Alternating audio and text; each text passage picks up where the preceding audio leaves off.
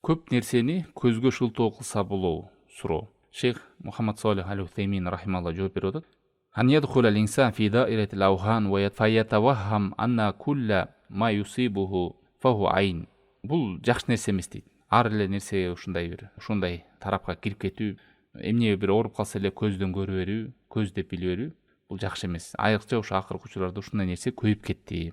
Керек болсо жөн эле оору болуп врачка бара турган нерселер эле ошол сыйкырчылык, көз деген нерсечи.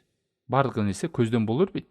Бирок адамдарда ушундай туура эмес маалыматтар таркап, ушул нерсе кеткендиктен бардык нерсе көзгө шылтоо да көбөйүп кетти дейт. Керек болсо грипп болуп калса деле, көз ооруп калса деле, тиш ооруп калса деле, ич ооруп калса деле көз дей берет. Андай болбойт. Аллахка бекем таяныш керек, дуа зикирлерди айтып жүрүш керек. Анан өзүңүзгө ошо ден соолугуңузду карай турган мүмкүнчүлүктөрдү колдонуп, себептерди алдын алып, андан жүрүш керек.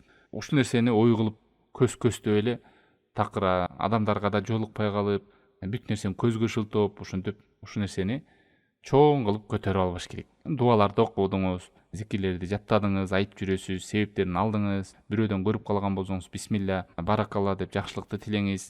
Ошол себептерди алып жүргөндөн кийин анан аны жүрөккө сактап, ойго алып ошол нерсени жүргөн болбойт, жакшы эмес да.